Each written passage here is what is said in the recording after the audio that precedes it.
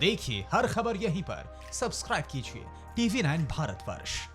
और अब बात करते हैं कोरोना के जनक चीन की। चीन के वुहान से कोरोना पैदा हुआ और पूरी दुनिया में कोरोना का संक्रमण फैला। इस बीमारी से अब तक पूरी दुनिया में 3.5 लाख से ज्यादा लोगों की मृत्यु हो चुकी है। अरबों खरबों का नुकसान हो चुका है। पूरी दुनिया का जनजीवन अस्त व्यस्त हो चुका है और इसका जिम्मेदार सिर्फ और सिर्फ चीन है। चीन को पूरी दुनिया में आपदा बांटकर शर्म से गड़ जाना चाहिए था, लेकिन इसके उलट वो अकड़ दिखाने से बाज नहीं आ रहा। भारत और चीन के बीच 22 दिनों से लद्दाख में गतिरोध बना हुआ है। इस बीच भारत चीन के बीच 1962 की जंग का जिक्र भी कई बार किया गया, खास तौर पर चीन की तरफ से। चीन के विदेश मंत्रालय ने अपनी आधिकारिक प्रेस कॉन्फ्रेंस में भी इसका जिक्र किया। लेकिन आज हम आपको बताते हैं कि 1962 के बाद कौन से 3 मौके आए जब भारत और चीन युद्ध के करीब पहुंच गए थे और तीनों बार हुई लड़ाई में चीन ने भारत की शक्ति का लोहा माना और हार का मुंह भी देखा।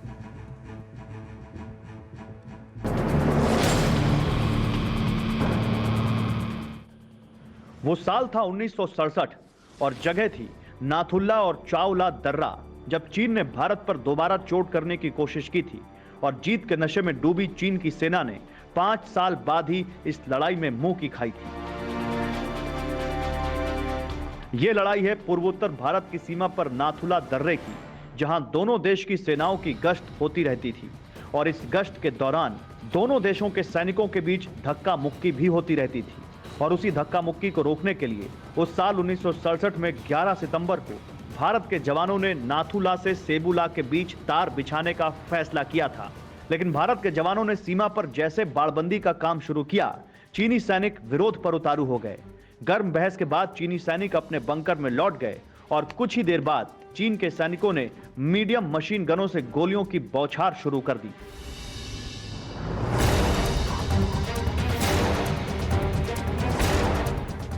भारत ने चीन के सैनिकों की इस हिमाकत का करारा जवाब दिया और ऐसा जवाब दिया जो आज भी चीन को चुभता है। भारतीय सेना और चीन की सेना के बीच 3 दिन और 3 रात तक फायरिंग जारी रही और जब फायरिंग बंद हुई तब तक भारत के शूरवीर कई चीनी बंकर ध्वस्त कर चुके थे। खुद चीन ने माना था कि इस लड़ाई में उसके 400 से ज्यादा जवान मारे गए थे।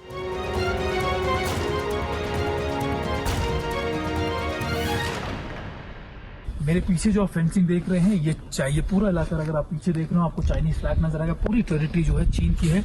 ये फेंसिंग 1967 की है। 67 चौला इंसिडेंस और नाथुला इंसिडेंस अपने आप में इसलिए महत्वपूर्ण थे कि इन्होंने भारत की जो मिलिट्री हिस्ट्री है उसको बदल दिया। 62 की लड़ाई जब हुई तो लगातार, चाहे इसको पॉलिटिकल विल कह लें या फिर दूसरी चीजें कह लें, भारत को वो चीजें सामना करना पड़ा और इसी के बाद चीन अग्रेसिव भी हो गया। 65 में जब भारत और पाकिस्तान का युद्ध चल रहा तो चीन ने ये प्रोपोगंडा फैलाना शुरू किया, ये कहना शुरू किया कि भारत इन इलाकों से हट जाए वरना भारत का हाल वो 62 की तरह कर देंगे। लेकिन भारतीय फौजी यहाँ से हटी नहीं, लगातार 2 साल तक वो करते रहे। ये फेंसिंग यहाँ पर उसी समय कर दी गई और चीन ने उस समय इन फेंसिंग को रोकने के लिए फायर कर दिया और फायर करने के बाद लगातार भारत और चीन के बीच में दोबारा से ये शफल शुरू हो गया। और ये शफल इसलिए शुरू हुआ क्योंकि भारत ने फिर ये भी दिखाया कि भारत अब 62 का भारत नहीं है। 67 में चौला में और नाथुला में चीन को मुंह तोड़ जवाब दिया गया और यहीं पर करीबन कहा जाता है कि 300 से 400 जो है पीएलए के सोल्जर्स मारे गए। कई कैजुअलिटी हुई यहाँ पर भी और यहाँ से थोड़ा सा किलोमीटर दूर चौला के अंदर, करीबन 10 किलोमीटर चौला यहाँ पर है उसमें। और आज भी ये फेंसिंग उसी तरीके से स्टेटस को, यानी ये आज भी उसी तरीके से फेंसिंग पड़ी हुई है जिस तरीके से 67 में थी।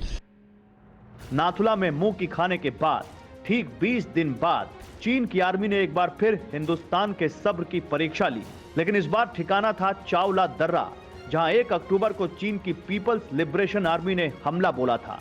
पर्वत का ये वो हिस्सा था।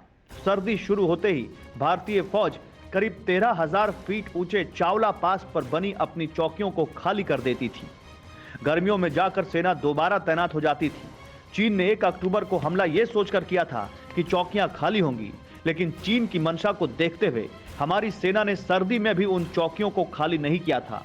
इसके बाद आमने सामने की सीधी लड़ाई शुरू हो गई और इस लड़ाई में चीन ने मुंह की खाई। परवाह देश की, सोमवार से शुक्रवार रात 10 बजे TV9 भारतवर्ष पर।